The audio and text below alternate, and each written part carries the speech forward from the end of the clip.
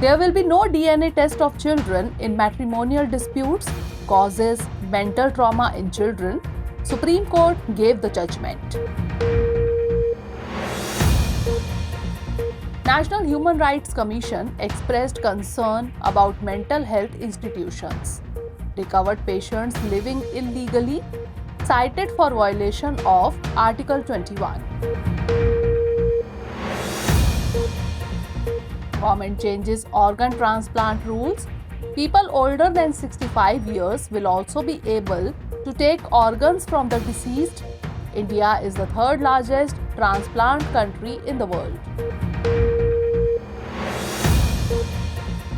Russia pulled out of America's nuclear treaty, accused America of violation of treaty. New START treaty was signed in 2010.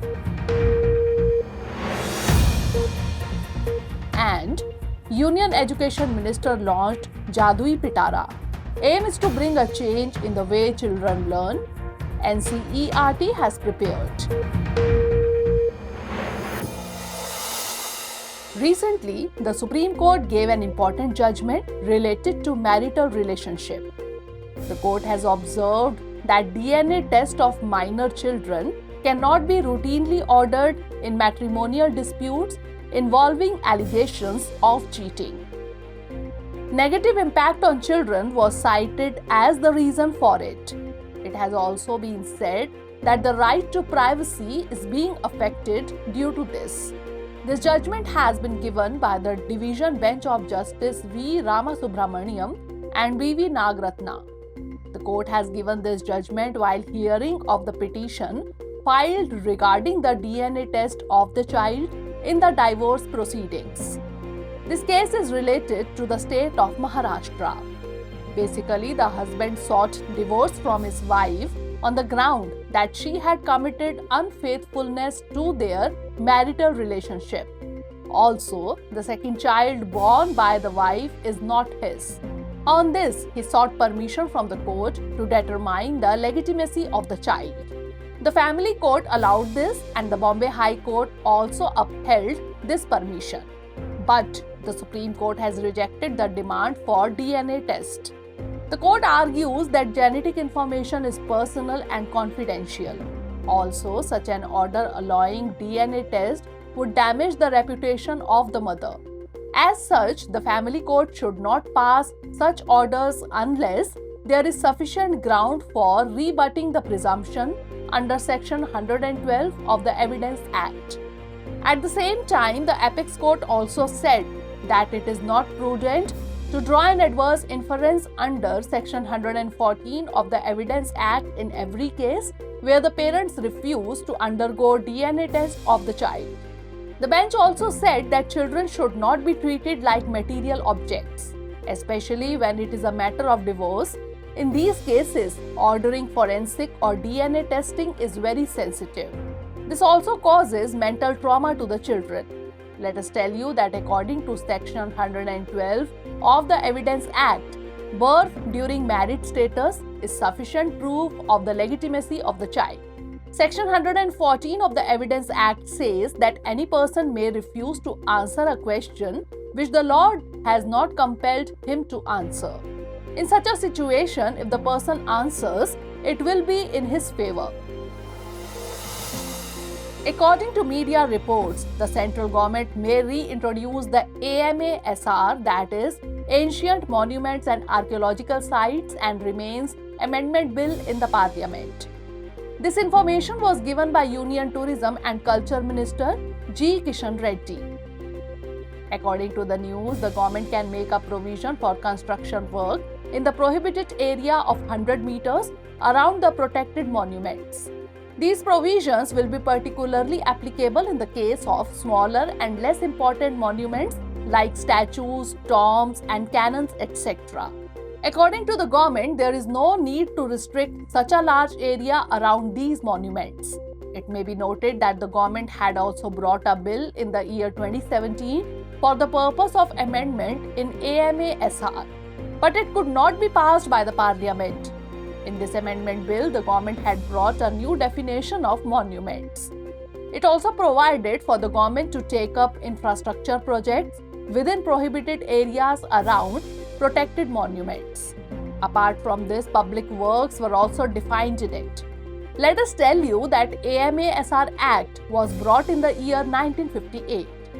It regulates the protection of ancient and historical monuments and archaeological sites. Under this, the regulation of archaeological excavations and protection of sculptures, carvings, and other such objects are provided. ASI, that is Archaeological Survey of India, also works under this act. The act prohibits construction in a prohibited area of 100 meters around protected monuments. However, the central government can extend this restricted area beyond 100 meters. It bars construction even for the public purposes in such prohibited areas.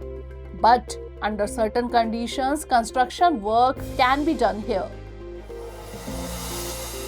Recently, NHC, that is National Human Rights Commission, expressed concern about the pathetic condition of government mental health institutions.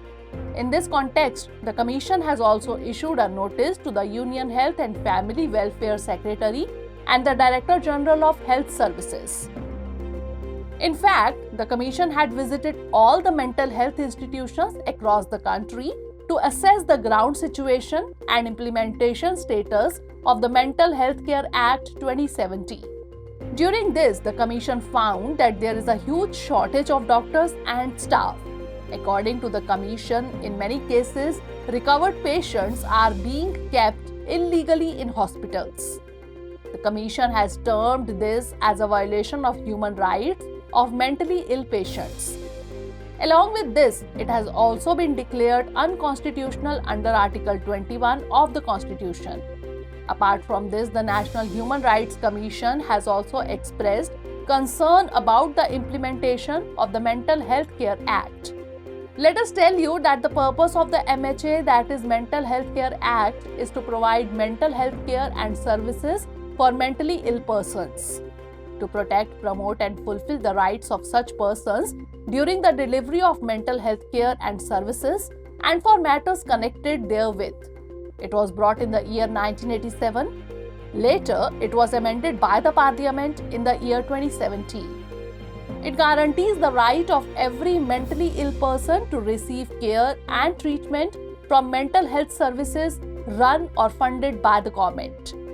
According to the Act, a mentally ill person has the right to maintain confidentiality in relation to his mental health, mental care, treatment, and physical care. It also has restrictions on release of information regarding mental illness. No information can be released to the media by a mental health institution without the consent of a mentally ill person, provided that all such persons with mental illness have been given the right to obtain their basic medical records. Significantly, the Mental Health Care Act 1987 gave priority to institutionalization of mental patients. It did not give any rights to the patients, whereas the Mental Health Care Act 2017 provides for institutionalization as well as comprehensive rights to the patients. Recently, the Union Cabinet has approved the extension of the tenure of the 22nd Law Commission. After the approval, the tenure of the Commission has now increased by 1.5 years. According to an official release, the term has been extended till August 31, 2024. Actually, the 22nd Law Commission was constituted on February 21, 2020. It was constituted for a period of 3 years. Hence, its term ends on February 20, 2023. It may be noted that the 22nd Commission was primarily constituted to, among other things, identify laws that have become obsolete. Along with this, it was also entrusted with the task of examining the existing laws in the light of the Directive Principles of State Policy or DPSPs and suggesting ways of improvement. Apart from this, the Commission has also to suggest such laws which may be necessary to implement the directive principles and to achieve the objectives laid down in the preamble of the Constitution. If reports are to be believed, this commission is currently considering the implementation of Uniform Civil Code. Apart from this, the commission is also considering several important issues, including the issue of simultaneous elections. Law Commission is a non-statutory body. It is an executive body constituted by the order of the Government of India. Thus, it is neither a constitutional body nor a statutory body. It is formed for a fixed period. It acts as an advisory body to the Union Ministry of Law and Justice. It is constituted to conduct research in the field of law. It makes recommendations to the government according to the subjects before it. These recommendations are given in the form of reports. In this way, the Law Commission works to provide an excellent and important review of the laws in India. Significantly, the first Law Commission in India was constituted in the year 1834. At that time, it was constituted under the Charter Act of 1833 under the chairmanship of Lord Macaulay. At that time, it recommended the codification of the Penal Code and the Code of Criminal Procedure. Recently, a paper was published in New Zealand's journal Zootaxa. This paper mentioned about the discovery of a new species of beetle in India. The scientific name of this new species of beetle is Omorgus khandesh. This discovery has been done by the scientists of Western Regional Centre Pune of Zoological Survey of India. With the addition of the new species, at present the total number of species belonging to this family in India has increased to 40. Significantly, a beetle is an insect whose body cover is hard and bumpy, that is uneven. Generally, they are black or brown in color. This discovered species belongs to the Trogidae family. Scientists say that this species of beetle is important for forensic science. This is because this species has the ability to detect the time of death of an animal or a human being. It is a necrophagous organism. For this reason, it is also called keratin beetle. Basically, necrophages are organisms that obtain nutrients by consuming dead animal biomass, such as the muscles and soft tissues of carcasses and corpses. Beetles in this group are sometimes called hide beetles, as they hide and cover their bodies under the soil. When disturbed, they become motionless and feign death. Adults and larvae of this family are found on dry remains of dead organisms or in the nest of birds and mammals, where they feed on hair, feathers, and skin. Recently, the Government of India has changed the rules to simplify the process of organ transplant. These include changes such as relaxation of age and domicile rules. Now, the government has removed the requirement of residence certificate. With this, now the victim will be able to go to any state and register for organ donation and get transplanted. According to the new rules, now patients above 65 years of age can also register to receive organs from deceased donors. Earlier, the maximum age limit for registration of patients requiring organs from deceased donors was 65 years. Apart from this, the central government has also asked the states not to charge any fee from the patients for registration. Significantly, India is the third largest transplant country in the world. According to an estimate, 1.5 to 2 lakh people require kidney transplant every year in India. In the year 2022, only 1 out of 10,000 people could get a kidney. In addition, 80,000 people needed liver transplants. Of these, only 1 in 3,000 has been able to get a liver transplant. Thus, out of the patients who require liver, heart or kidney transplant in India, hardly 4% of them get transplanted. Let us tell you that in order to regulate organ transplantation, the Parliament had passed the Transplantation of Human Organs and Tissues Act in the year 1994. Its main objective is to regulate the removal, shortage and transplantation of human organs for medical purposes. It also prohibits the commercial use of human organs. Organ transplant of a non-relative has been declared illegal in this act. In simple words, under this, donation of human organs cannot be taken from any non-relative. A recent study has revealed shocking facts about marine noise pollution. The study claims that noise emissions generated by ships in Indian waters are negatively affecting the marine ecosystem. This is likely to pose a threat to the lives of marine mammals such as bottlenose dolphins, manatees, pilot whales, seals, and sperm whales.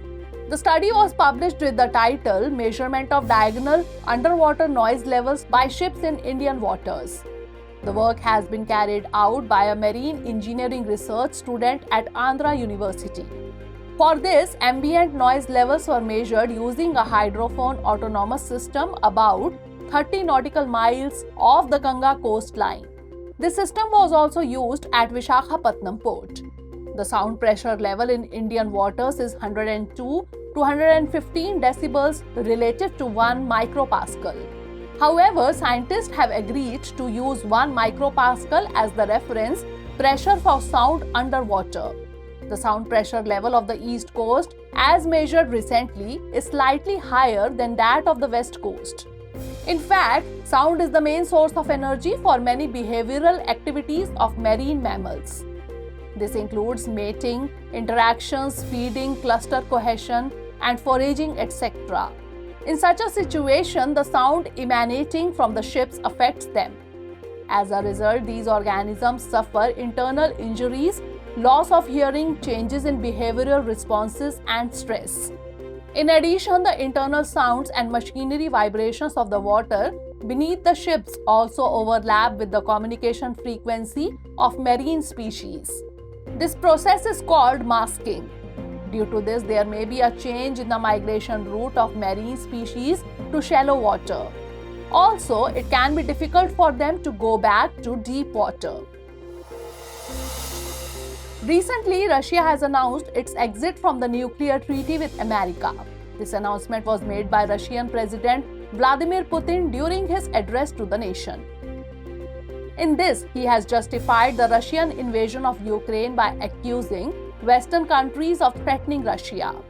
Along with this, Putin has also warned the Western world of nuclear attack regarding Ukraine. Since then, the fear of nuclear attack in Ukraine war has deepened. According to him, Russia can start nuclear tests again.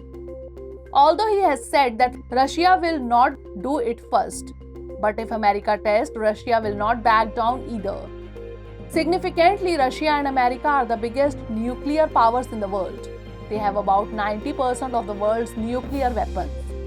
According to an estimate, Russia has 5,977, while America has 5,428 nuclear weapons. Let us tell you that in the year 2010, there was a treaty between America and Russia called New START, that is, New Strategic Arms Reduction Treaty. The treaty was signed by the then Russian President Dmitry Medvedev and US President Barack Obama. In this, the maximum number limit of nuclear weapons was fixed. In this way, the number of nuclear carrier weapons of strategic importance was controlled. Along with this, it also included allowing the inspection of nuclear plants.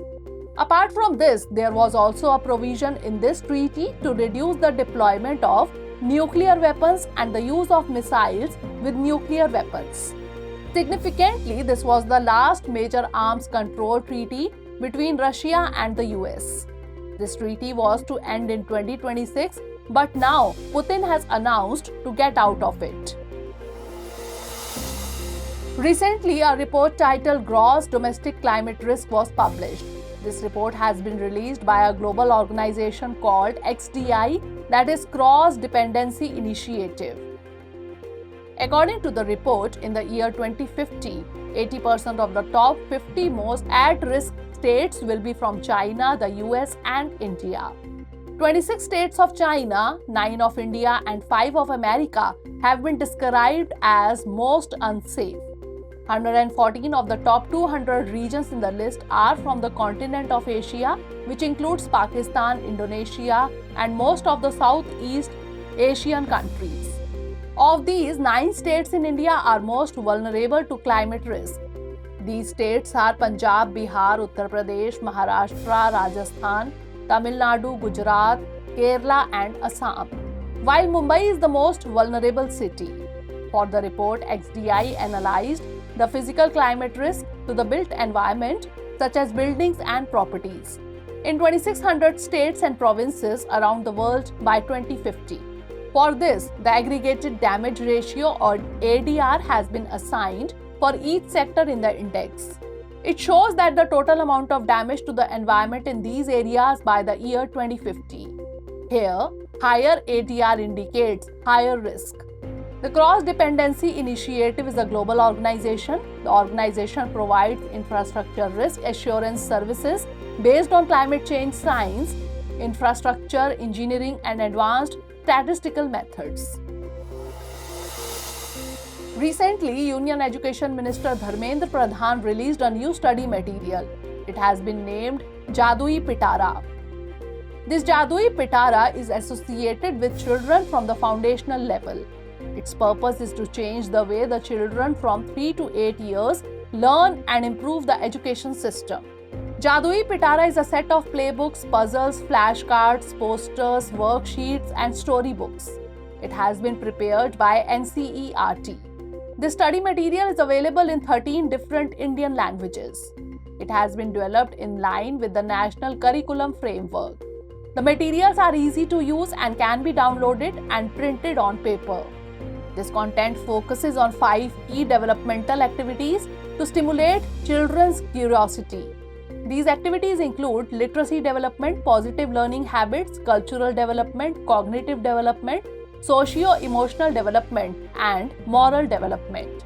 Significantly, the new education policy envisages a 5+3+3+4 curriculum pedagogical structure that covers children in the age group of 3 to 18 years.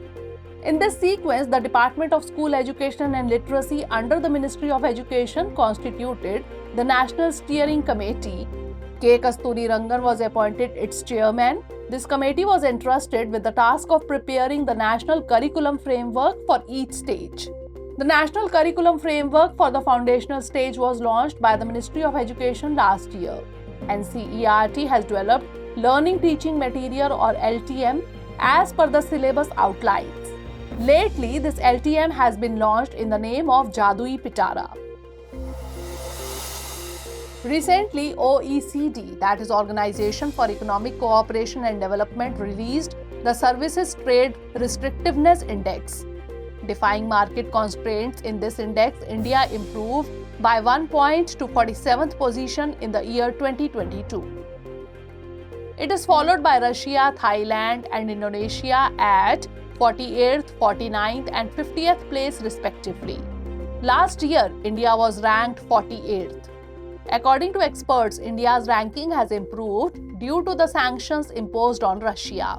Recent reforms include privatization of Air India in January 2022 and removal of pricing guidelines for transfer of shares between residents and non-residents. According to the report, it has become easier to trade and operate in sectors such as engineering services, computer services, road freight transport, and sound recording in India. It means that India has the least restrictions on trade in these sectors. The report claims that India has continuously worked towards liberalization of the services sector between 2018 and 2021. Significantly, this index was started by OECD in the year 2014. It includes 38 OECD countries and 12 non-OECD countries. This index measures the policies of the government in several sectors, which makes it easier for industries and business in those sectors. About 22 service areas are included under this. Based on these factors, all countries are ranked by giving a score between 0 and 1. Here, 0 indicates the least restriction on services trade, while 1 indicates the highest restriction. Policymakers can assess the potential impacts and future strategies based on this index. Let us now look at the 5 questions based on the bulletin. Questions based on today's bulletin are: first question is, consider the following statements. 1. The AMASR Act was brought in the year 1958. 2. It regulates the protection of ancient and historical monuments and archaeological sites. 3. The Archaeological Survey of India functions under the AMASR Act. Which of the above statement or statements is or are correct? 1 only, 2 and 3 only, 1 and 3 only, or all of the above? Next question is, consider the following statements regarding the Law Commission. 1. The Law Commission is a non-statutory body. 2. The tenure of the 22nd Law Commission has been extended till August 31, 2024. 3. The first Law Commission was constituted in the year 1834. Which of the above statements are correct? 1 and 3 only, 2 and 3 only, 1, 2 and 3, or none of the above? Next question is, consider the following statements. 1. Jaadui Pitara is study material for foundation level children. 2. It is prepared by NCERT. 3. This study material is available in 13 different Indian languages. 4. It has been developed in line with the National Curriculum Framework.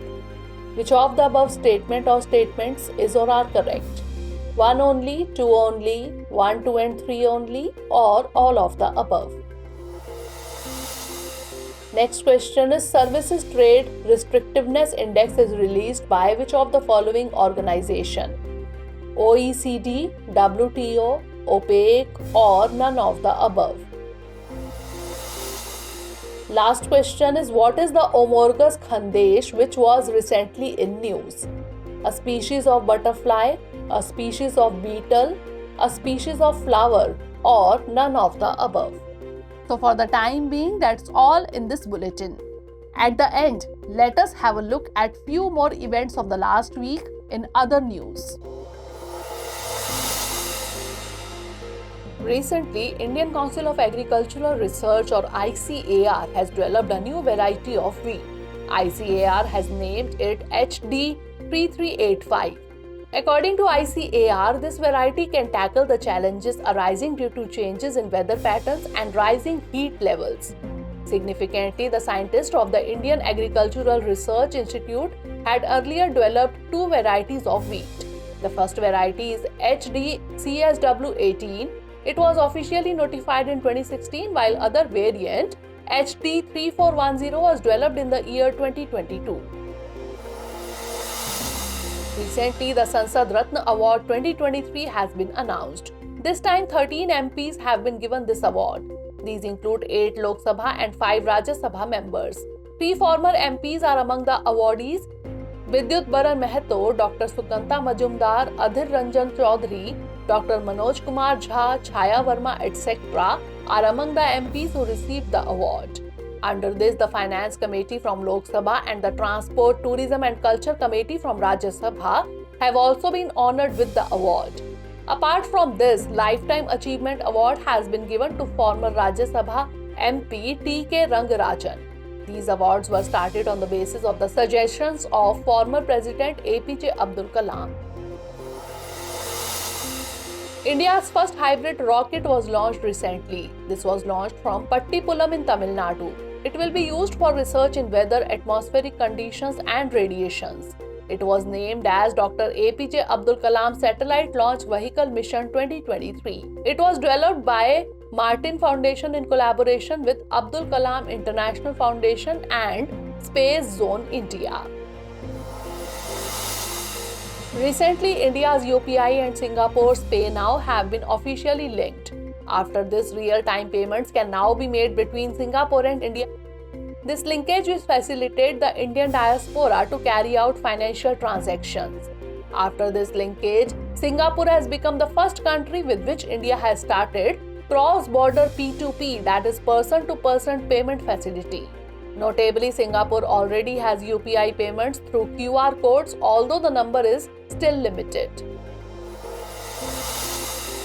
Recently, the United Nations Environment Programme has released a report regarding the incident of Nord Stream natural gas pipeline. It has been reported that the rupture of the Nord Stream natural gas pipeline under the Baltic Sea is the largest incident. Due to this, methane was released on a large scale. However, the report also states that this methane leak is equivalent to a drop in the ocean compared to the amount of methane globally. We should inform you that in September 2022, the Nord Stream natural gas pipeline leaked in the Baltic Sea. This was followed by the release of methane, a much more potent greenhouse gas than carbon dioxide. Lately, the Supreme Court observed that no one in India votes for a candidate based on their educational qualifications. Therefore, providing false information about an electoral candidate's qualifications cannot be considered a corrupt practice under Sections 123(2) and Section 123(4) of the Representation of People's Act 1951. Section 123 of the Representation of People's Act defines corrupt practices to include bribery, undue influence, false information, and promoting feelings of enmity or hatred between different classes of citizens of India on grounds of religion, race, caste, community. Recently, India's first ITCM, that is Indigenous Technology Cruise Missile, was tested. The test took place from the ITR Chandipur launch pad in Odisha. This test was done on the subsonic cruise missile Nirbhay platform. According to reports, an indigenous STFE, that is small turbofan engine Manik, and an advanced radio frequency seeker have been used in this missile. The engine has been developed in collaboration with the Center for Propulsion Technology at IIT Chennai and IIT Bombay. Recently, Technotex 2023 conference was organized in Mumbai. This is the 10th edition of the International Exhibition and Conference on Technical Textiles. It is a major event organized by the Union Ministry of Textiles and FICCI, that is Federation of Indian Chambers of Commerce and Industry. It aims to provide a common platform for dialogue between stakeholders of the global technical textiles value chain. Technical textiles include textiles meant for some specific purpose like medical, defense, industrial, agriculture, automotive, building, packaging textiles, etc.